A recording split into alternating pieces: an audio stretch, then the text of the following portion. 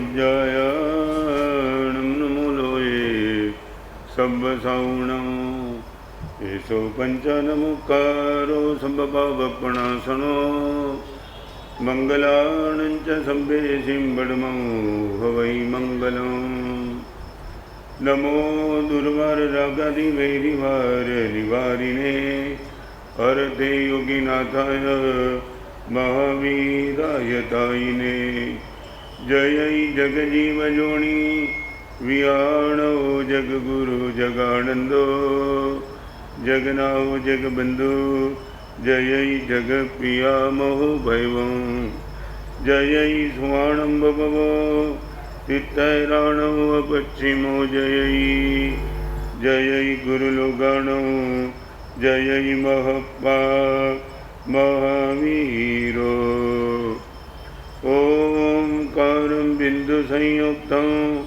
नित्यं ध्यायन्ति योगिनः कामदं मोक्षदं चैव ओंकाराय नमो नमः जय धरणेन्द्र नमः सिंह पौमा वै पमुवनिसेवियकाय ओम क्लीं ब्रह्मा सिद्धिं करे श्रीपास जगनाओ अज्ञानतिमिरान्धानां ज्ञानाञ्जन शलाकया नेत्रमुन्मीलितं येन तस्मै श्रीगुरवे नमः।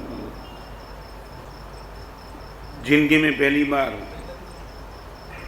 संगीत का प्रोग्राम जिनके जीवन में तय हो चुका था, हजारों लोगों की भीड़, पब्लिसिटी जबरदस्त, और उसने संगीत का प्रोग्राम रात को शुरू किया। एक ही गीत 1 घंटे तक चला और जैसे वो गीत समाप्त करने के मूड में था, वहां वंस मोर की आवाज आई। दोबारा वो गीत शुरू किया। समाप्त होने के पहले वंस मोर की आवाज फिर से आई। 10 बजे शुरू हुआ प्रोग्राम, 2 बजे तक वंस मोर की आवाज आती चली। संगीतकार हैरान, और उसने इतना ही कहा ऑडियंस को, आप ये मत मानो मुझे एक ही गीत आता है, करीबन 10-12 गीत तैयार करके आया हूँ, मुझे थोड़ा मौका दो। मान लिया कि आपको पहला गीत बहुत पसंद पड़ा है, मगर आगे बोले इनके पहले एक लड़का खड़ा हो गया जो आवाज़ लगाता था। उसने बोला कि किसने बोला कि तुम्हारा पहला गीत बहुत पसंद आ गया। अभी वो हैरान, एक ही गीत पर 5 बार वंस मोर की आवाज़ आती है और ये बोलता है कि किसने बोला पहला गीत पसंद आया। तब उसने बोला पहला गीत यदि पसंद नहीं आया तो इतनी वंस मोर की आवाज़ क्यों लगाई। और वो लड़के ने बोला दिया, जब तक पहला गीत बराबर नहीं गाएगा तब तक वंस मोर की आवाज़ लगा। परमात्मा मुझे और आपको एक ही कह दे, एक जीवन जब तक तेरा सही नहीं चलेगा, बार बार जन्म लेना ही पड़ेगा। Only one life. क्या हो सकता है, मेरे जीवन में क्या क्या बचाना चाहता हूँ। हजारों आइटम मेरी आंखों के सामने, किसको मैं बचाऊं, किसके लिए मेरा जीवन में समाप्त करूं, इनकी बात आज थोड़ी भूमिका आपके सामने रखना चाहता हूं, ताकि पता चले मेरे जीवन में सबसे बचाने वाली चीज़, मुझे बचाने वाली चीज़ कौन बनेगी और किसको मुझे बचाना चाहिए। आंख बंद होने के बाद नहीं, वर्तमान जीवन में शरीर में रोग होगा कौन बचाएगा, बाजार टूटेगा जीवन में मन की मस्ती कौन बना के रखेगा, लड़के का एक्सीडेंट हो गया वो समाचार सुनने के बाद चित्त की प्रसन्नता कौन बनाए रखेगा। ये मैंने और आपने शायद कभी नहीं सोचा होता, तो वही चीज़ की बात आज आपके सामने रखना चाहता हूँ। 5 चीज़ मेरे जीवन में सबसे महत्वपूर्ण हो सकती है। नंबर 1, आपके जीवन में संपत्ति बहुत महत्वपूर्ण चीज़ है। मैं भी मानता हूँ, संयम जीवन को छोड़ करके संसार जीवन में बिना पैसा आपका एक दिन भी नहीं निकलता है, मैं समझता हूँ। और इसलिए आपका एक प्रयास होता है कि संपत्ति चोर से आप बचते रहते हो। जिस गली में आपको लगता है कि संपत्ति चोरने वाला है, वहाँ आप जाने का तय नहीं करते हो। आप बोलते हो कि मैं बचना चाहता हूँ। मेरे जीवन में सबसे समाधि का कारण संपत्ति है। फिर से मैं आपको पूछना चाहता हूँ, आपके जीवन में संपत्ति का स्थान थोड़ा सा 2 मिनट में आपको पूछना चाहता हूँ, we are living with body not for body. आप इतना बोल सकते हो, we are living with money not for money. एक छोटा सा प्रश्न आपके सामने रख करके बहुत आगे जाना चाहता हूँ। आज पहला प्रवचन में आपको सच बोलो, आप इतना दावा के साथ कह सकते हो, we are living with body not for body. आपसे शरीर को ज़्यादा मैं संभालता हूँ, मालूम है साधना करने के लिए शरीर का स्वास्थ्य नहीं अच्छा होगा तो मैं कुछ नहीं कर पाऊँगा। एक समय था रोज का करीबन 25-30 किलोमीटर का विहार करता था, आज पैर की दिक्कत आई, मैं नहीं चल पाता हूँ। तो शरीर को मैं निश्चित तौर से संभालता हूँ आपसे ज़्यादा, मगर शरीर को शरीर के लिए नहीं संभालता हूँ, संयम के लिए संभालता हूँ। संयम मेरे जीवन में टॉप प्रायोरिटी, और संयम के लिए शरीर सुविधापूर्ण हो तो अच्छा रहता है, और इसलिए मैं शरीर को संभालता हूँ। आपको मैं पूछना चाहता हूँ, you are living with money या फॉर मनी?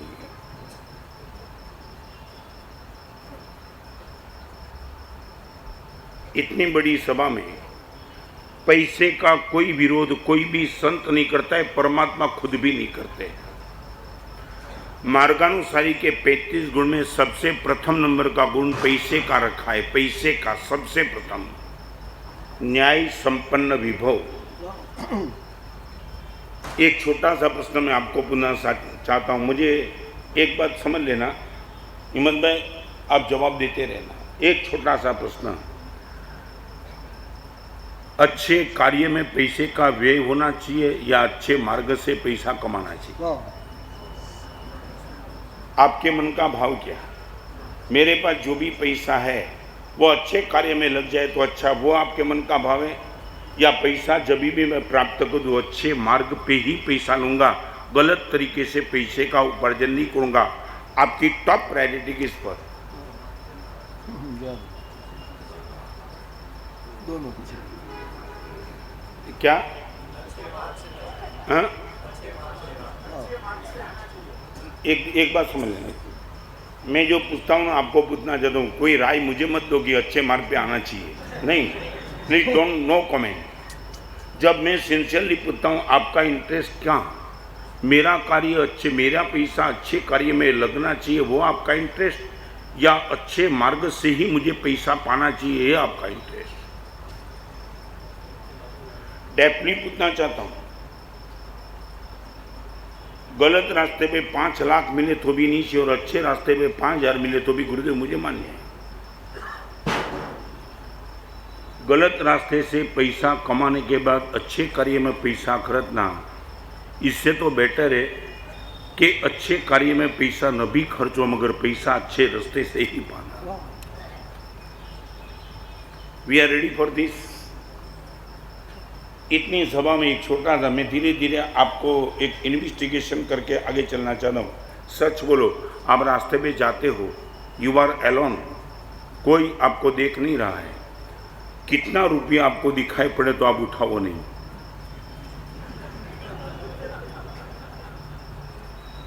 जैस क्या कोई गंभीर प्रश्न नहीं ना? आपके पास गाड़ी है, बंगले है, मोटर है, 2-3 करोड़ का फ्लैट है, बाजार में आपकी गुडविल है, आप अकेले जाते हो, देखने वाला कोई नहीं है, यू आर 100% एलोन, और आपके रास्ते में कितना रुपया दिखाई पड़े तो आप टच भी न करो, बिना देखे निकल जाओ।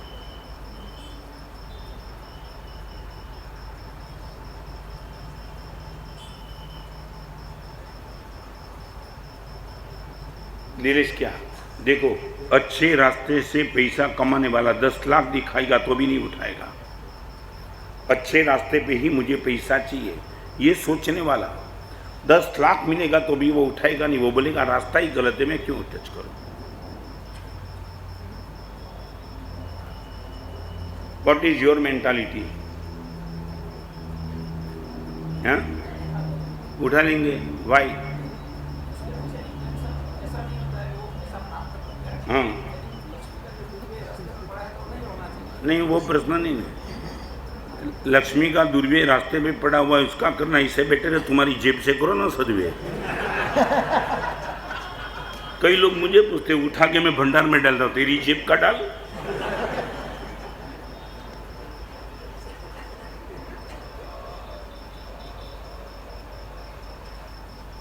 बरसों पहले पालनपुर में चातुर्मास था जब मैंने पहली किताब लिखना शुरू किया। एक नौकर काम करने वाला, उद्दाम तब की आराधना चल रही थी, मैं कमरे में बैठा था, जगह छोटी थी और एक कचरा निकालने वाला आदमी, मेरे पास एक थाली पड़ी थी जिसमें ज्ञान का पूजन का रुपया पड़ा था। साधु होने के बाद गिरने का तो प्रश्न नहीं, मगर थाली पूरी पैसे से भरी पड़ी थी। कचरा निकालने वाला जब मेरे पास आए ना, मैंने उनको कहा तो एक काम कर, ये थाली उठा करके बाजू में पेटी है, पेटी में डाल दे। यहाँ बैठने वाले खुद का ऑब्जर्वेशन करते रहना। वो कचरा निकालने वाला, काजा काटने वाला वो आदमी ने बोला, गुरुदेव ये काम मैं नहीं कर सकता हूँ। मैं बोला, मैं बोलता हूँ, रोज का तू यहाँ आता, तेरा परिचय है, और मैं तुझे बोलता हूँ कि ये थाली पैसे की उठा करके बाजू के कमरे में डाल दे, वहाँ पेटी पड़ी है, यहाँ कोई भी बेकार जाएगा। महाराज साहब नहीं, मैं जल्दी आगे जाना चाहता हूँ। उसको मैंने जब पूछा कि तेरे मन में ये मैं कहता हूँ फिर भी तू ना क्यों बोलता है? महाराज साहब दो बात है। नंबर एक, मैं छोटा आदमी हूँ महाराज साहब, कचरा निकालने वाले को महाराज साहब ज़्यादा सैलरी नहीं मिलती है, और गत जन्म के महाराज साहब पाप कर्म का उदय, क्या नौकरी करने का, कचरा काटने का एक मौका जिंदगी में आया। यदि अच्छा कार्य किया होता तो महाराज साहब मैं सेठ बन जाता, नौकरी क्यों बना? एक तो गत जन्म के मेरे पाप कर्म का उदय है, इसलिए महाराज साहब नौकरी करता हूँ।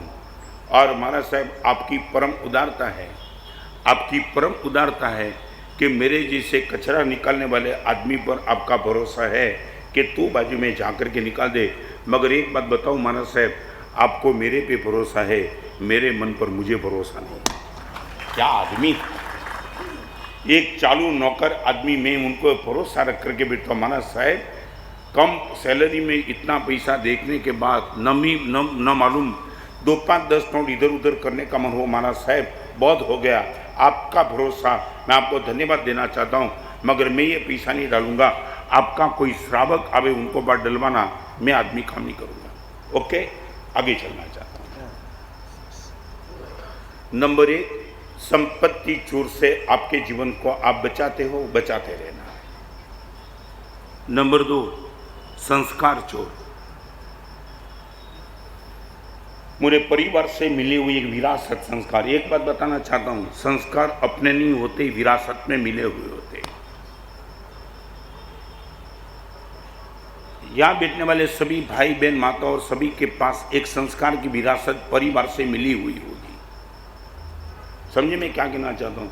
मुझे एक संस्कार थे कि रात को 9:30 बजे के बाहर नहीं जाना, वो पिताजी के संस्कार थे। कभी आपके घर में संस्कार होते कि बाहर से आया हुआ मेहमान जब निकलता है ना, तब बाहर तक जाना चाहिए। ये संस्कार की बात है। बता, मैं जो बोलता हूँ, यहाँ धर्म नहीं आता है, यहाँ धर्म नहीं है। हर एक परिवार के अलग अलग संस्कार होते हैं। जब तक घर का वडील भोजन नहीं करता है तब तक परिवार वाले भोजन नहीं करते। ये भी एक संस्कार। मैं आपको पूछना चाहता हूँ, सच बोलो, आपके परिवार से मिली हुई संस्कार की विरासत, उनका चोर जो भी हो, आप इनसे बचने का प्रयास करते हो क्या? दीक्षा लेने के बाद भी मैंने गुरुदेव के सामने पैर फैला के मैं कभी बैठा नहीं 40 साल में।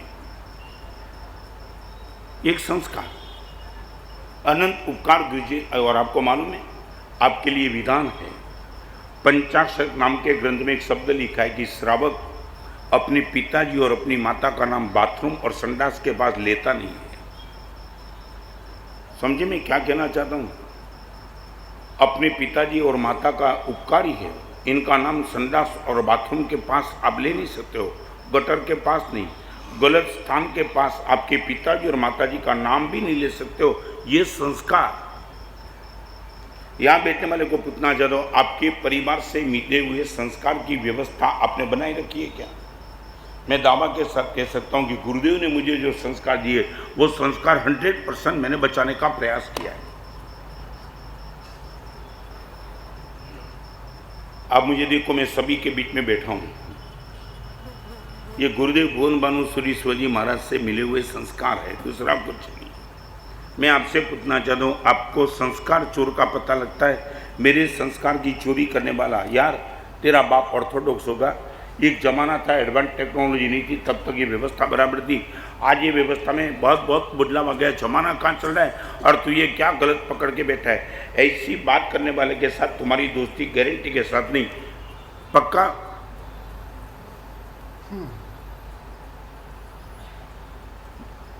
यहाँ बैठने वाले को पूछना जा रहा हूँ, संपत्ति चोर से जैसे बचना पड़े, ऐसे ही संस्कार चोर से भी तुम्हारे जीवन को आपको बचाना पड़ेगा, ये जीवन डैमेज हो जाएगा।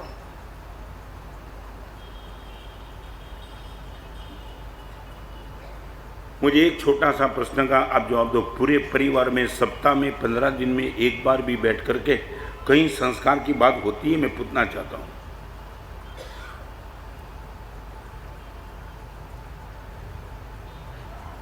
छोटा सा प्रश्न, आपके परिवार के बीच में, परिवार के हर सदस्य के बीच में सप्ताह में, महीना में एक दिन भी संस्कार की चर्चा होती है क्या?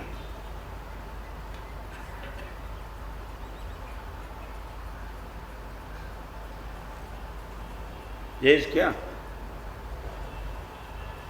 नहीं? ये बरोड़ा तो संस्कार नगरी कही जाती है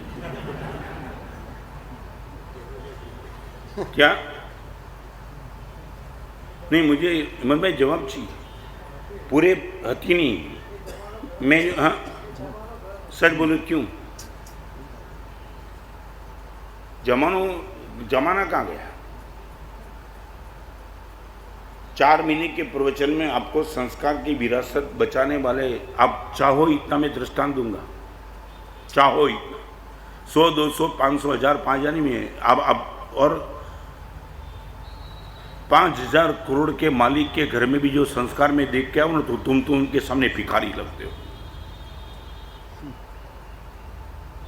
दाणू में मैं बैठा था, संस्कार की 2 ही मिनट में बात करके आगे चला। दाणू में बैठा था, एक लड़का डोंबिवली का मुझे मिलने के लिए आया। महाराज साहब, मेरे परिवार में माँ ने जो संस्कार दिए, रियली महाराज साहब मेरे कल वो रो रहा था। मैंने बोला क्या? महाराज साहब देखो, आज के ज़माने में एडवांस टेक्नोलॉजी में हम पीछे नहीं रहना चाहते। मैंने परिवार में भी महाराज साहब सब कुछ, मोबाइल सब कुछ है जो एक ज़माने में नहीं था। मैं लोग के बात क्या करना चाहता है महाराज साहब, एक बात बताऊँ, मेरे घर में हम 4 भाई, 4 भाई की पत्नी, संयुक्त तो परिवार। माँ लीडर है महाराज साहब, पिताजी शांत हो चुके हैं, मगर मेरी पत्नी को भी मैं मोबाइल से बात करूँगा ना, मेरी पत्नी मेरी माँ के पास जाकर के मोबाइल से मेरी माँ पहली बात करेगी, फिर मेरी पत्नी बात करेगी। हमारे घर में हर परिवार के माने चारों पत्नी के पास मोबाइल है, मगर मोबाइल पे फ़ोन जाता है तो मम्मी के पास मोबाइल लेकर के वो जाती है, मम्मी बात करेगी, फिर वो मम्मी की रजा मिलेगी तो ही बात करेगी। मैं हैरान, मैंने ये नहीं कहा था कि मुझे करके दिखाओ, मगर उसने मेरे सामने, हमारे साहब 2 मिनट में आपको दिखाना चाहता हूँ, उसने अपनी पत्नी को मोबाइल किया, घंटी बजी, 1 मिनट के बाद पत्नी ने मोबाइल उठाया और अब विश्वास नहीं कर, मैं तो अपनी जगह पे बैठे बैठे लिख रहा था, मगर करीबन 35 सेकंड के बाद आवाज़ आई। लड़के ने बोला माँ कैसी हो? मैं अंदर भोजन करने के लिए बैठी थी, तेरी पत्नी पर तेरा फ़ोन आया ना, वो आने में थोड़ी देर लग गई, इसलिए। ये संस्कार, पत्नी के हाथ में मोबाइल देने की छूट थी, मगर माँ की सम्मति बिना पत्नी मोबाइल से बात नहीं करती। आप बोलो इतना मैं संस्कार का एग्जाम्पल दूँ? आपके घर में ये व्यवस्था नहीं हो सकती है क्या?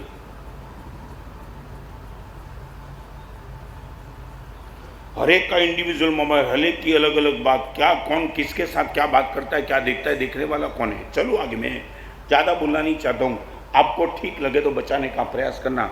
संस्कार न चोर, ऐसी कोई भी बात करने वाला मिलेगा जो आपके संस्कार को डैमेज करे, आपके संस्कार की मजाक करे, यार यार जमाना बदल गया, छोड़ तेरे माँ बाप को, इनसे अपने आप को बचा लेना।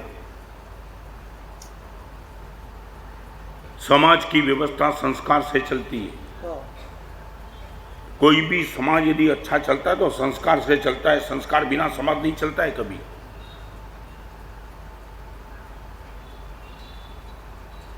आपने संस्कार की अर्थी निकाल दी है और धीरे धीरे धीरे धीरे आपके घर में आने के बाद कभी कभी हमें भी तो होता है कि आपके घर में आवे तो कैसे आवे।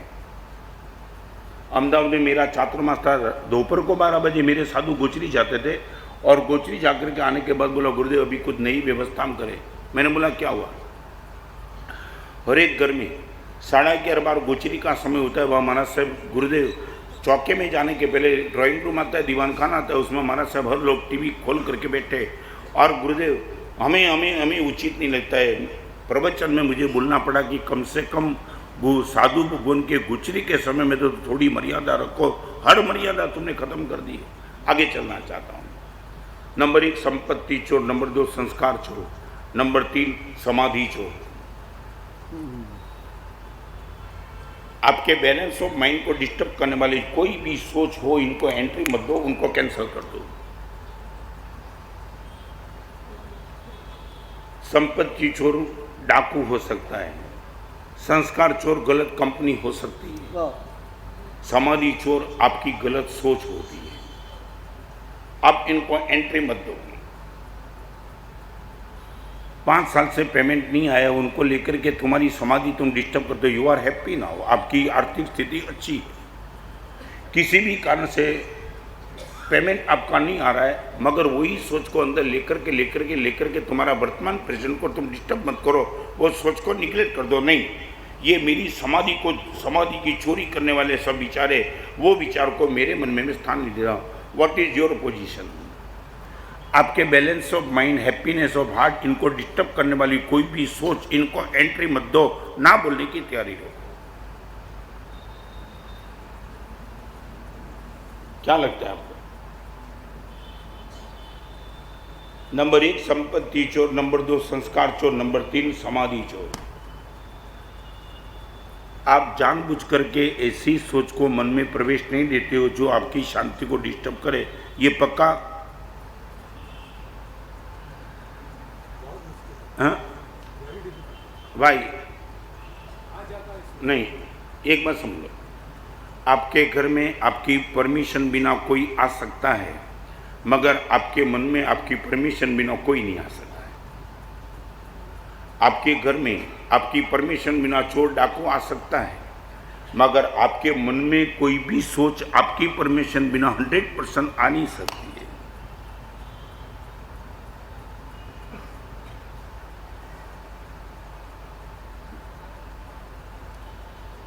सच बोलो, क्या है आप मुझे बताओ, ये सोच लाने की आपको जो आपकी समाधि को डिस्टर्ब करता है, वो सोच को ना बोल दो ना। मगर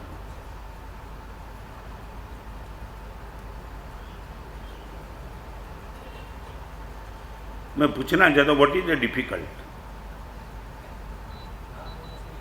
हाँ, एक बार ये पहले तो ये तुम पक्का करो, सोच आपके माइंड को पकड़ के बैठा है कि आपकी माइंड ने सोच को पकड़ के बैठा है, ये तो पहला पक्का करो। नहीं नहीं नहीं, कोई नहीं लेते।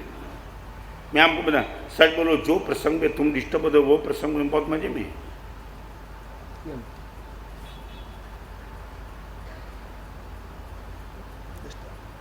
आप बोलो, मुझे बताओ,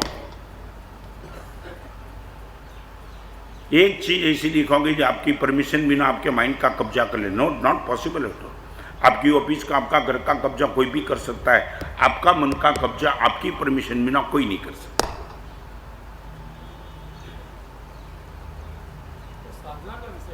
साधना का है अभी, तो साधना का है, अभी समाधि की चल रही है। साधना है, समाधि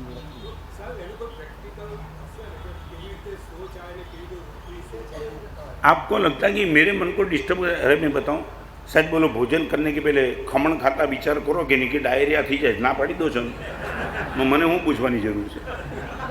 मैंने कहा તમે દ્રષ્ટાંત આપો, તારું તું દ્રષ્ટાંત જોઈ લે ને। आपको मालूम है कि खमण खाने से डायरिया होता है, तो आप खमण को कोई देने वाला कितना भी आग्रह करे, सच बोलो, कोई बोले दिलेश कि आज तू 15 खमण नहीं खाएगा तो तेरे साथ रिलेशन बंद, खाएगा तू बोलेगा रिलेशन डाल दे खड्डे में, मैं हॉस्पिटल में चला जाऊंगा। तो जैसे आपको पता चलता है कि खमण से डायरिया होता है तो खमण को रिजेक्ट कर देते हो, ऐसे ही सोच लो कि मैं ये सोच से मेरे मन की शांति डिस्टर्ब होती है, सोच को रिजेक्ट कर दो। सॉल्यूशन में असमाधि नहीं होती नहीं, आप सॉल्यूशन चेक कर लो।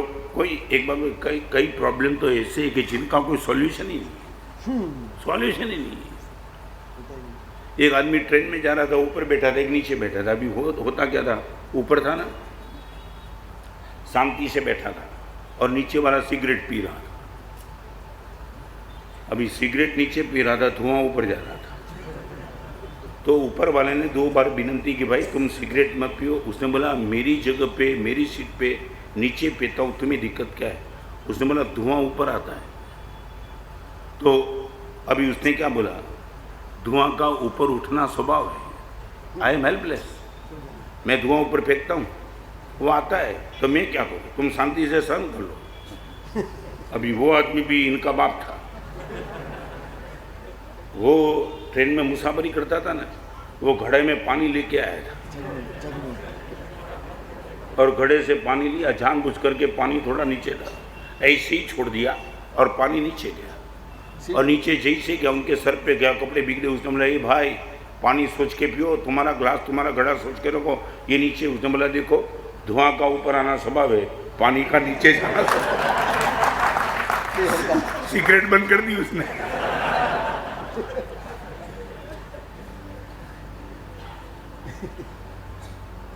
कहीं तो सॉल्यूशन निकालना पड़ेगा। तुम क्या देखते हो? हमारे वहाँ की छोटी व्यवस्था की बात करूँ, हमारे वहाँ रोज गोचरी जाने वाला बोलता पूछता है हर साधु को, तेरी रोटी कितनी, तेरी दाल कितनी? स्टोरेज तो करना नहीं। एक साधु ने 5 रोटी बोली और 2 ही रोटी मिली, एक खाखरा मिला, एक बाबनी। कोई हमारे वहाँ 50 साल से मैंने देखा नहीं कभी कि इस गोचरी के लिए हमारे वहाँ कोई बब्बर हुआ। ओके, बैलेंस ऑफ माइंड, जिस सोच से मेरा मन डिस्टर्ब होता है वो सोच को मैं एंट्री नहीं देता, तो बात खत्म करो। चलो एक काम करो, एकदम आपको डिफिकल्टी लगता है ना, थोड़ा सा आपको इजी बताऊं। एक काम करो, ऐसी सोच आपके मन में आ जाए, उनका आयुष्य 5 मिनट से ज्यादा मत चलाओ। अंडरस्टूड? आपके मन में गलत सोच आई और गलत सोच आने के बाद आपका मन डिस्टर्ब होगा, उनको बोल दो नॉट मोर देन 5 मिनट्स तुझे मन में मैं रखने दूंगा, 5 मिनट के बाद तुझे निकल जाना है। इट इज पॉसिबल और नॉट?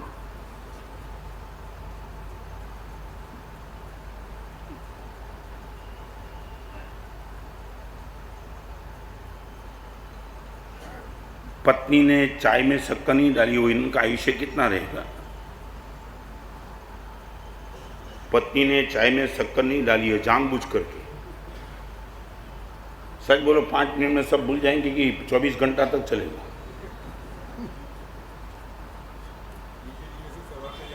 क्या है? दूसरे दिन सुबह क्या याद आएगा? पत्नी याद आएगी कि चाय याद आएगी?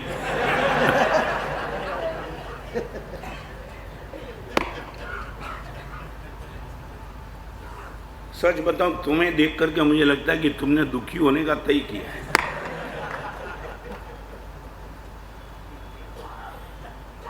मैं एक बात समझ लेना, इस सुधर्मा स्वामी की व्यासपीठ पर एक भी बात ऐसी मैं नहीं करूंगा जिनको तुम इंप्लीमेंट ना कर सको। नेवर। मेरे पैर जमीन पे है, मैं जमीन की ही बात करूंगा, आसमान की बात कभी नहीं करूंगा। तुम ये मत बोलना कि हमारा सब इट इज नॉट पॉसिबल। आप इतना बोला not possible for me, universal truth आप मत बोलना। हमारा सब ये संभवित नहीं है। संभवित क्या नहीं है? हर चीज संभवित है।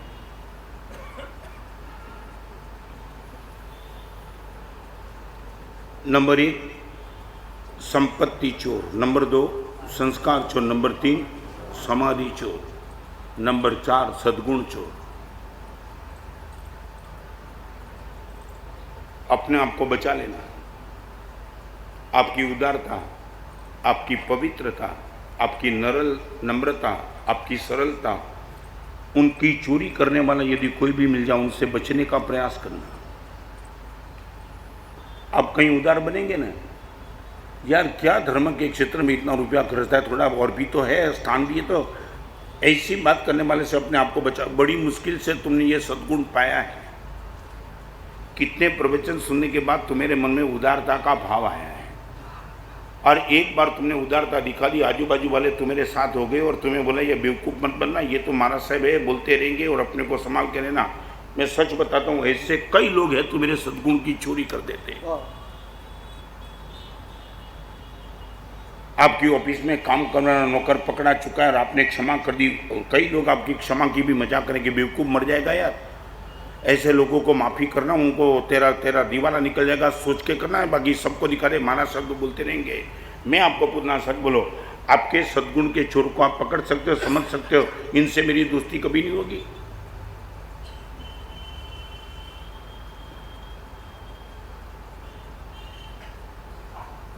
इन पार्टी के पास मेरा 10 लाख रुपया गया और करोड़ों रुपए का मालिक वो देना नहीं चाहते, और मैं क्या करूं?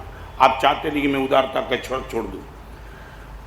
करोड़ों रुपए का मालिक होने के बाद भी जानबूझ करके मुझे 10 लाख रुपए का पेमेंट नहीं दे रहा है, और आपने सोचा, आपने पक्का कर लिया कि आज इनको फोन करके बोलता हूं कि 10 लाख में छोड़ देता हूं जीवन भर के लिए, और आपकी इस उदारता को चैलेंज करने वाला यदि कोई मिल जाए, उनसे 1 मिनट में दूर कर देना। सच बोलो, सद्गुण चोर को आप समझ सकते हो। और एक बात समझ लेना, पुष्प सुरक्षित रखना पड़ता है, कांटे सुरक्षित होते हैं। आप समझे मैं क्या कहना चाहिए? कांटे की सुरक्षा कभी करना नहीं पड़ता है, कांटे अपने आप से सुरक्षित है। सुरक्षा किसकी करनी पड़ती है? फूल की। उनको कुचलने वाले बहुत मिल जाएंगे। दुर्गुण अपने आप से सुरक्षित है, उनकी सुरक्षा कभी किसी को करनी नहीं पड़ेगी। सुरक्षा करनी पड़ेगी तो सद्गुण की करनी पड़ेगी। तुम पूजा करने की शुरू करो, कोई सीधा कमेंट करेगा, कोई सामायिक शुरू करो सीधा कमेंट करेगा, तुम दान करो सीधा कमेंट। मैं आपको बताऊं, ये समाज का माहौल है। कोई भी गलत कार्य करना, कमेंट करने वाले शायद नहीं मिलेंगे, मगर अच्छे कार्य की शुरुआत करो, वहां कमेंट करने के लिए सब खड़े हो जाएंगे। मेरा अनुभव बताता हूँ, तुम 2 घंटा मेरे पास रहो तो लोग बोलेंगे फिर साधु ही हो जाता। नहीं, ये तुम समझिए, ये कमेंट। सिर्फ तुम 2 घंटा मेरे पास आए, अच्छी जगह पे आए ना, तो लोग तुम्हें कमेंट करेंगे फिर साधु बन जा, महाराज साहब के पास जाना है तो संसार बंसार है कि नहीं। आप कुछ भी अच्छा करे करो, आपको रुकने वाले तोड़ने वाले बहुत है, बहुत।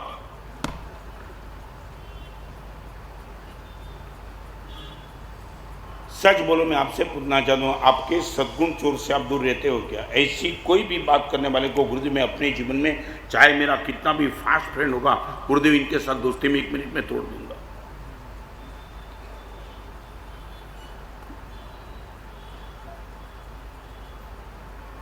क्या लगता है जयेश, क्या लगता है?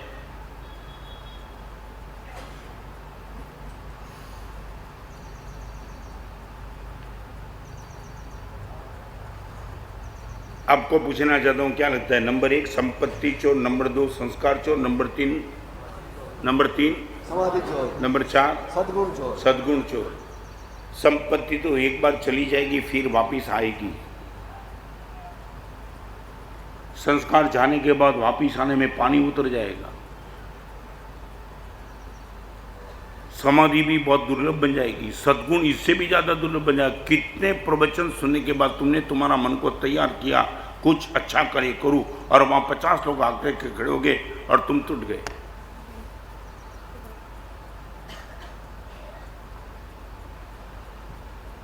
किसी ने परलोक देखा है? महाराज साहब बोलते हैं मरने के बाद। देखा है तुमने?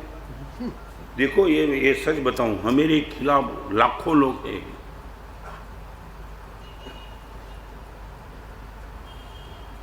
मुझे कई लोग पूछते हैं महाराज साहब हमारा ब्रेन वॉश हो जाता है। मैं बोला ब्रेन तो होना चाहिए ना, तो ही वॉश होगा ना। ब्रेन था ही कब तेरे पास?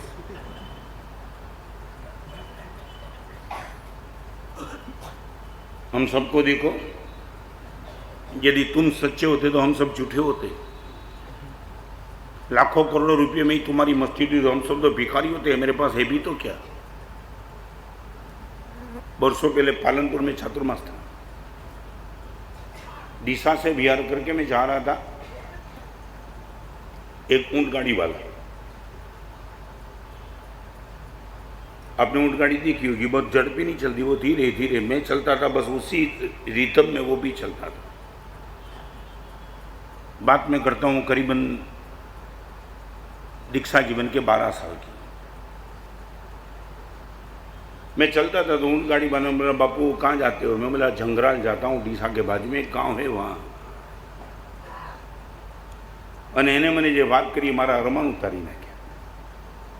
મને કે મારા સાહેબ તમારી બીજી વાત તો હું કંઈ જાણતો નથી, પણ એક વાત તમને કહું, તમે જ્યાં પણ જતા હશો ને ત્યાં તમારે ઓટલાની અને રોટલાની ચિંતા નહીં કરવી પડતી હોય। એક નાનું ઊંટગાડીવાળો એની આગળ વિઝન હતું, મારા સાહેબ તમે જ્યાં પણ જતા હો મને બહુ ખબર નથી તમારા ધર્મની, પણ એક વાત તો તમને કહી દઉં, તમારે ઓટલાની અને રોટલાની ચિંતા મારા સાહેબ કરવી નહીં પડતી હોય.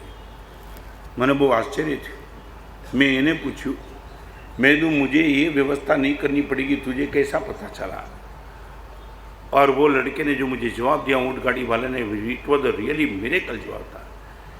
એને મને ખાલી એક જ જવાબ આપ્યો, મારા સાહેબ ભગવાન ખાતર તમે બધું છોડી દો, ભગવાન તમારી એટલી ચિંતા તો કરે કે ન કરે, અમે ભગવાન ખાતર કાંઈ નથી જોયું.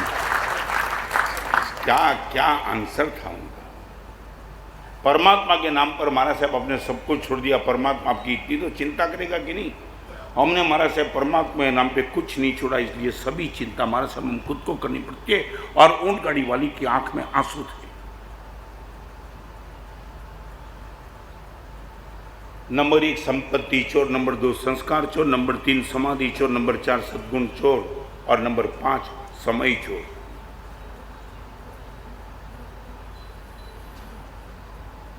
सबसे ज्यादा महत्वपूर्ण कोई भी बात है तो समय चोर से अपने को बचाओ.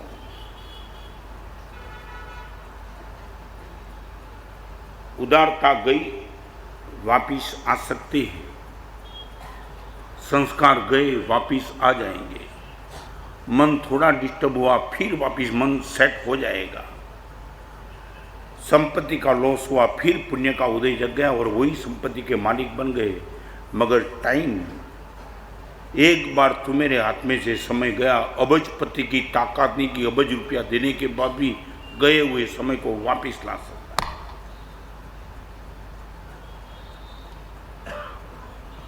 भगवती सूत्र में भगवान महावीर परमात्मा ने गौतम को सिर्फ इतना ही कहा, गौतम एक समय का भी प्रमाद मत करना.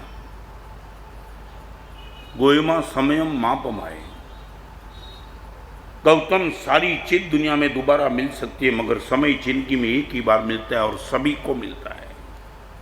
मैं आपको पूछना चाहता हूं, समय चोर से बचने का आपका प्रयास कितना? Mobile, social media, WhatsApp, internet, website. आपने कभी ये सोचा कि ये जो इंस्ट्रूमेंट आए 10,000, 20,000, 5,000 का, 2,000 का, वो मेरी पूरी की पूरी जिंदगी खींच रहा है? तुमने कभी सोचा है क्या?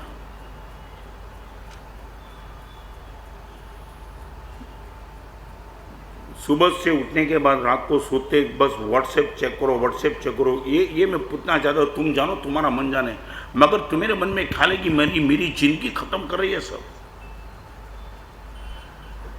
संपत्ति लेने वाला आपकी जिंदगी को खत्म नहीं करता है, समाधि डिस्टर्ब करना भी आपको जिंदा रखता है, मगर समय को ले जाना में आपके जीवन को खत्म कर देता है.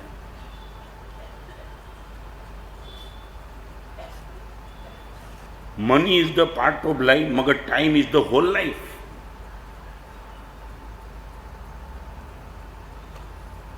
सच बोलता हूं, आपको मैं सच बोलूं, समय चुराने वाले साधनों से आपका अटैचमेंट कितना?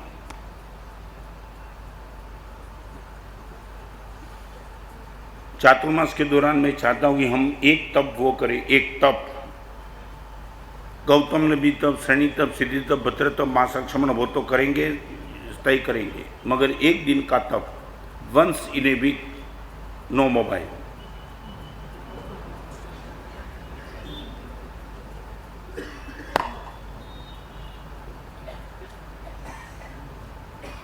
क्या हुआ? हैं? क्या है? औषध अच्छा है, जो भी करना है करने, मगर औषध कर, हॉस्पिटल में एडमिट हो जा, जो करना है कर.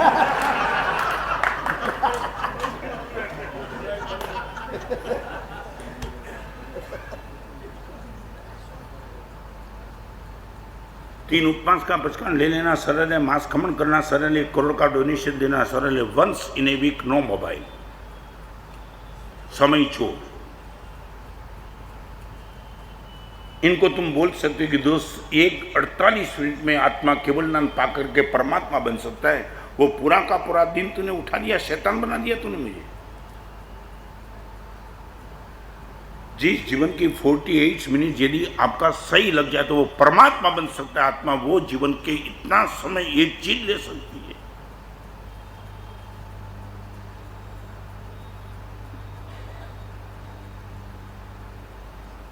सच बोलो, ये इंस्ट्रूमेंट को आपने कभी समय चोर के नाम से चेक किया? डाकू में तो आपको दिखाई पड़ता है, संपत्ति चोर दिखाई पड़ता है। डाकू जैसी आंखों के सामने आता है आपको लगता है ये संपत्ति चोर है। मोबाइल को देखने के बाद कभी आपके मन में ये भाव आया ये समय चोर है?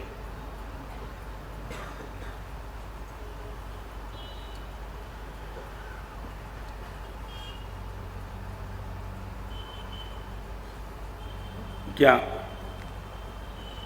वंस इन ए वीक सफल बनूंगा कि एक भी नहीं दिया होगा? जैस क्या दिक्कत है? हाँ अगरू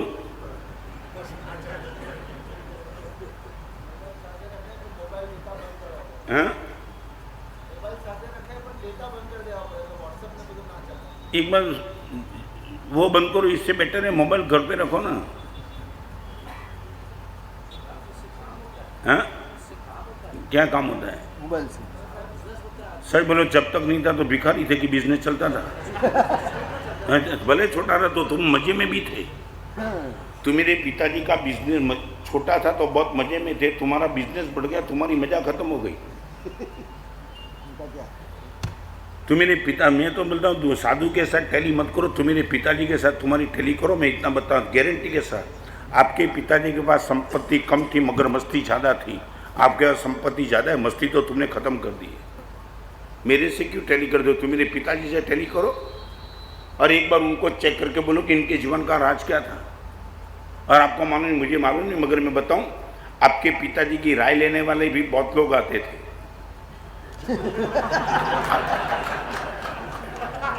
आगे नहीं बोलना चाहता हूं। खाली जगह पूरी करो। हाँ लगता था कि ये अच्छे आदमी है, उनकी राय ले लो, काम हो जाएगा अपना। ये गुडविल थी तुम्हारे पिताजी की। वेतना से मैं कह रहा हूँ, तुम्हारा खुद का बेटा तुम्हारी राय लेने के लिए आता नहीं, वहाँ पूरे गांव वाले आते थे। क्या तुमने पाया? तुम मुझे मत बताओ, मैं तो आपका एक्सपीरियंस की बात करूंगा, तुम मुझे मत बताओ। आप खुद अपने आप को चेक करोगे इतना बढ़ाने के बाद। और एक बार बताओ, सच बोलो, मैं आपको 2-3 चीज पूछना चाहता हूँ। मोबाइल आने के बाद शर्म बची, शांति बढ़ी, सद्गुण बढ़ा, तुम्हारा समझ बढ़ी, सिर्फ संपत्ति बढ़ी, बाकी तो सब खत्म कर दिया तुमने। समय खत्म, शर्म खत्म, समझ खत्म, सद्गुण खत्म, समाधि खत्म, तो फिर इस मोबाइल का तुम बेनिफिट तो बताओ।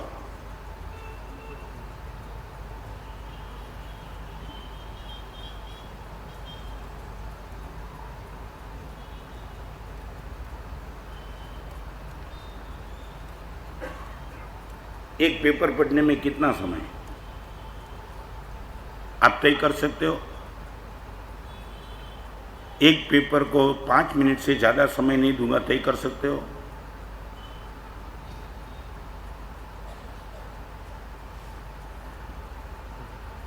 क्या हुआ? अभी तो मैं कोई पहला प्रवचन है।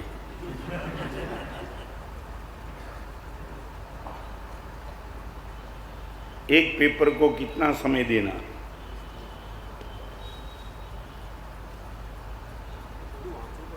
क्या है? एक तय कर ले, कोई विरोध नहीं। एक बात, तेरी लाइफ को, तेरे बिजनेस को टच न हो ऐसी कोई भी चीज पढ़ना नहीं, पहले ये पहचान कर ले।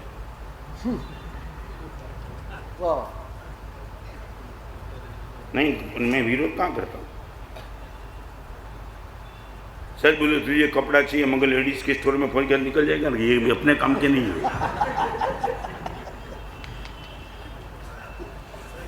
मैं कहाँ विरोध करता।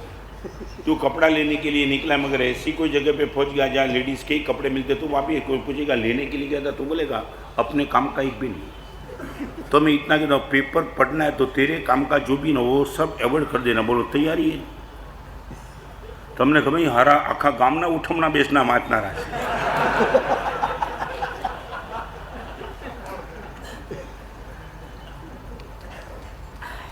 मैं एक जगह पूछा भी था तो उसने बोला हमारा सब पैसा वसूल करना है।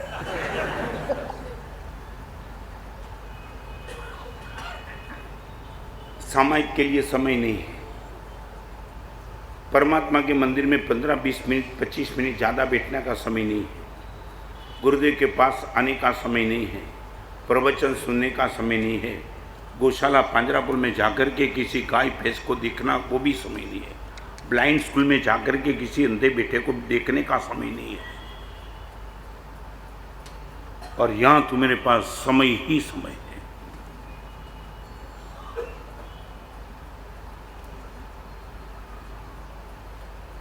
आज तुम देखो मुझे, मैं सच बताऊं, मेरे जीवन में एक समय था जब नज़दीक वाले परिचित लड़के थे जो धर्म में जुड़े थे ना, उनको मैं इंडिविजुअल पत्र लिखता था प्रेरणा के। फिर धीरे धीरे पत्र लिखना बंद कर दिया। सभी लड़के एक बार मिलने के लिए उन लोगों को मैंने बुलाया और इतना ही कहा, गुरुदेव आपके पत्र आने बंद हुए, आपके पत्र से मैं बहुत प्रेरणा मिलती थी। हिम्मत भाई मेरा क्या कहना था मालूम है, सभी लड़कियों को कन्विंस करा दिया कि एक बात समझ लो, तुम पर मैं पत्र लिखता हूँ तो सिर्फ तुम्हें पहुँचता है, यदि एक किताब लिखता हूँ तो लाखों लोगों तक पहुँचती है। मेरे पास समय तो इतना ही है। आप बोलो कि तुम पर पत्र लिख करके लाखों लोगों को मैं अन्याय कर रहा हूँ, ऐसा मुझे फील होता है, तो पुस्तक लिखो या पत्र लिखो। हर लड़के ने बोला गुरुदेव एक काम करो, किताब लिखो, पत्र नहीं लिखकर चलेगा, क्योंकि समय का रेशनिंग है मेरे पास। तुम आओ मेरे पास कभी, मुझे मिलने के लिए आओ, शायद मैं लिखता हूँ, शायद आपके साथ बात भी चलती है और मैं लिखते भी रहता हूँ, क्योंकि मुझे मालूम है समय इससे ज़्यादा समय बढ़ाने की तीर्थंकर की भी ताकत दे दो, मेरी कहाँ ताकत है।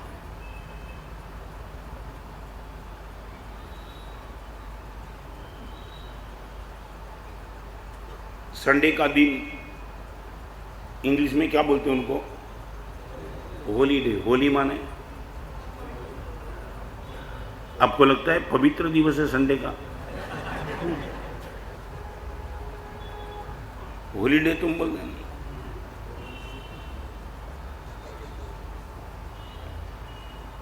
आई would like to know from you, सच बोलो मुझे इतना बता सकते, समय चोर से बचने का प्रयास, संपत्ति, संस्कार, समाधि, सद्गुण सब बाद में। नंबर पहले गुरुदेव 4 महीने के चातुर्मास दरमियान समय चोर से बचने का प्रयास, या तो उन पर कंट्रोल या तो कंट्रोल।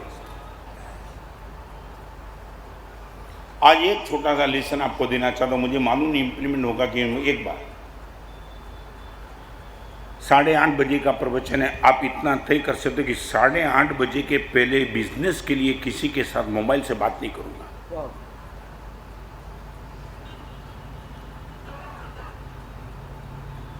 बिफोर 8:30 किसी के साथ बिजनेस के लिए मोबाइल से बात नहीं करूंगा।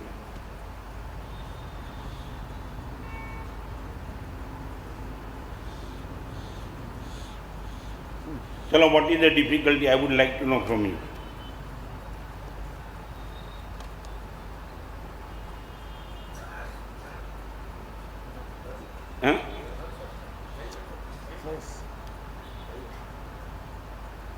बराबर ना? एक ये, और रात को 8:30 बजे के बाद बिजनेस के लिए किसी से बात, हाँ, इंटरनेशनल।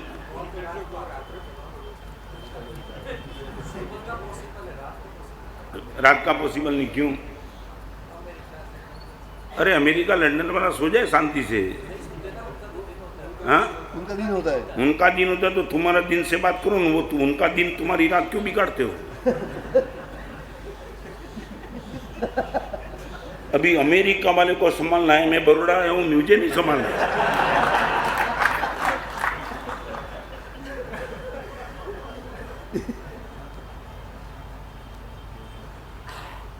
सारी जिंदगी का टेंशन तुमने मन पे रखा है। मैं अमेरिका वाले को उनको फुर्सत है इसलिए तुम अवेलेबल, क्या तुमने तुम्हारी जिंदगी इन लोगों को गिरो रख दिए तुमने? और रात को 3 बजे अवेलेबल है, माने you are available for 24 hours for money. हाँ,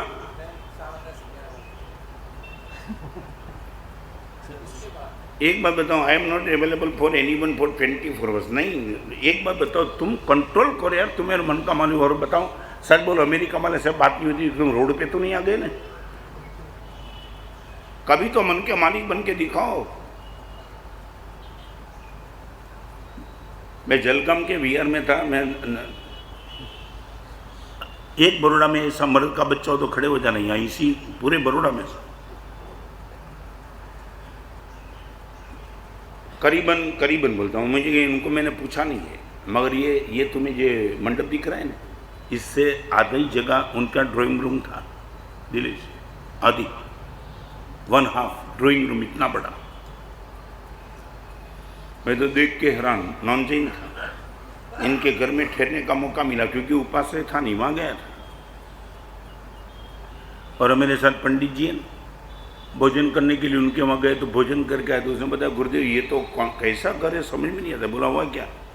हमारे जब पूरे के बर्तन चांदी के, कटोरी, गिलास, थाली सब चांदी के, नौकर को। फिर वो भाई आए, मैंने बोला, मेरे आदमी को भी आप चांदी के थाली में भोजन कराते हो? महाराज साहब, मेरे पास चांदी और सोना को छोड़ के कोई आइटम है ही नहीं, कोई एल्यूमिनियम नहीं, कोई पित्तल नहीं, महाराज साहब चांदी और सोने की। मैं महाराज साहब सोने की थाली में भोजन करता हूँ, नौकर चांदी की थाली में करता है, एल्यूमिनियम। मैं बोला क्यों? महाराज इतने पैसे का मालिक को फिर करूँ क्या? हजारों करोड़ों रुपया है महाराज साहब, तो यदि मैं ये मस्ती नहीं करूँगा, मज़ा नहीं करूँगा, तो पैसा मैंने किस लिए इकट्ठा किया है? मैंने फिर उनको पूछा कि इतने चांदी के सोना के बर्तन यदि कोई उठा जाए तो उसने बोला मेरी अर्थी भी उठने वाली है महाराज, उठा जाए तो उनका नसीब, इसमें दिक्कत क्या है?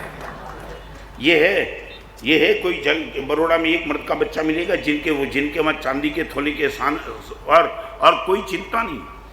नौकर वोकर कोई भी हो, हमारा ले जाए तो ले जाए, अपना कहा हमारा साहब बहुत रुपये पड़े और आँख बंद होने के बाद सब छोड़ के जाना है तुम्हारे पास? सच बोलो, तुम्हारे पास दान की ताकत नहीं है, भोग का पुण्य है।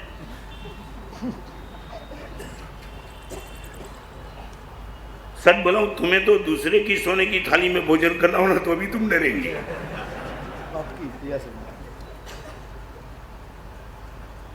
और अभी मैं बात वो करना चाहता हूँ, करीबन 1000-2000 करोड़ का मालिक, और उसने बोला महाराज साहब मेरे पास मोबाइल नहीं है।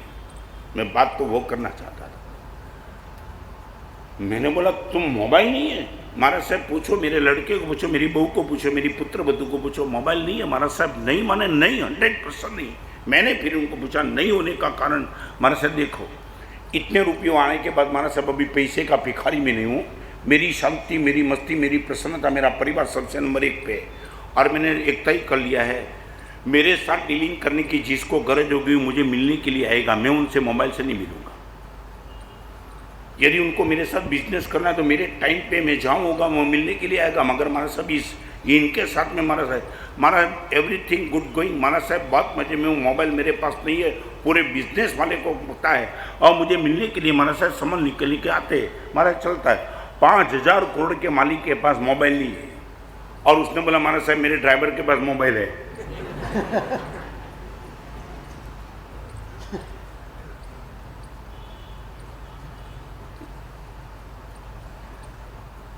मैं तो सिर्फ आपको इतना ही कहना चाहता हूँ, हम मेरे गुरुदेव भुवन भानु सुरीश्वर जी महाराज को जिन लोगों ने नज़दीक से देखा होगा, रात के चंद्र का प्रकाश को भी जाने नहीं देते थे। 18 साल तक गुरुदेव के बाजू में मैं रहा। पूरे साधु समुदाय थके हुए सो जाते थे, गुरुदेव रात को अकेले जाते। मैं आपको 5 मिनट का समय बचाए, गुरुदेव को टुमकुर में अटैक आया, हॉस्पिटल में रखे थे गुरुदेव को। रात को डॉक्टर राउंड मारने के लिए निकले। हार्ट अटैक के पेशेंट गुरुदेव रात को लिखते थे। डॉक्टर ने देखा, डॉक्टर गर्म हो गया कि ये पेशेंट, और पूछा कि आपको पता नहीं कि आप हार्ट पेशेंट हो, ये दिक्कत, ये मेरा खुराक है। पूरी रात सोने में मैं बिगाड़ना नहीं चाहता हूँ, भगवान के वचनों की अनुप्रेक्षा में करता हूँ तो लिखते रहता हूँ। फिर गुरुदेव के बाजू में साधु था ना, उसने बता दिया कि डॉक्टर साहब एक काम करो, ये लोबी की जो लाइट है ना, वो टोटली बंद कर दो। लाइट में तो नहीं लिखते, मगर लाइट की जो आवाज़ आती है उसमें लिखते हैं। ठीक है, डॉक्टर ने पूरी लॉबी की लाइट बंद कर दी ताकि पेशेंट सो जाए। दूसरे दिन डॉक्टर राउंड मारने के लिए निकला, गुरुदेव के कमरे के पास आया और लाइट की, पेशेंट एब्सेंट। गुरुदेव खुद गुम हो गए। डॉक्टर ने बोला ये पेशेंट कहाँ गया, हार्ट पेशेंट हॉस्पिटलाइज हुआ है, वो गया कहाँ? और वो देखने के लिए गया तो हॉस्पिटल की प्रीमाइसिस में एक पेड़ के नीचे बैठे बैठे गुरुदेव चंद्र के प्रकाश में लिख रहे थे। डॉक्टर ने बोला महाराज साहब कुछ समझ में आता है कि नहीं, तुम पेशेंट हो? तो गुरुदेव ने बोला डॉक्टर साहब देखो, आप आपका काम करो, आपकी दवाई से मुझे जितना अच्छा नहीं होगा इतना अच्छा इस समय के सदुपयोग से होगा। वो गुरुदेव के हम शिष्य हैं। जिंदगी भर तक गुरुदेव के पास रहे हुए गुरुदेव ने एक ही बात का आग्रह रखा था, रत्न सुंदर समय चोरा ले ऐसे कोई भी। एक बात बताऊं आपको भी मैं कहना चाहता हूं, 4 महीने के चातुर्मास दौरान आपको मेरे पास आना है तो कोई विरोध नहीं है। आपकी हित की बात को छोड़ के कोई भी बात करने के लिए मेरे पास आकर के मेरा समय मत बिगाड़ना।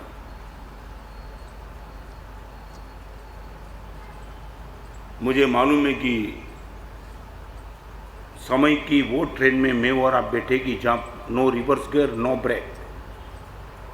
आप आंखों के सामने रखना, समय की ऐसी ट्रेन में मैं और आप बैठेगी जिस ट्रेन में न रिवर्स गियर न ब्रेक। आई एम नाउ 68, मैं 64 पे जा पाऊंगा? 68 पे रुक पाऊंगा? न पीछे जा पाऊंगा, न यहाँ में रुक पाऊंगा। There is no reverse gear no brake. ये समय की ट्रेन आगे ही आगे ही आगे ही आगे ही जाती है। अभी वो समय आपको किसको देना है वो आपको गंभीरता से तय करना पड़ेगा। मोबाइल, व्हाट्सएप मैसेज, घूमना फिरना होटल में या वहाँ टीवी देखो, ये सीरियल देखो, आपकी मर्जी की बात। सिर्फ एक जीवन, भगवान बोलते हैं एक जीवन जब तक तेरा नहीं अच्छा होगा तब तक वंश मोर कर्म सत्ता बोलती ही रहेगी। हम ये चाहते, इतना पवित्र, इतना मस्त, इतना ताकत वाला जीवन मिला है, व्यर्थ में हमारा जीवन न चला जाए। इसलिए बहुत कुछ बात 4 महीने के प्रवचन के दौरान अलग अलग एग्जाम्पल के साथ, अलग अलग सब्जेक्ट के साथ आपके सामने रखने का प्रयास करूंगा।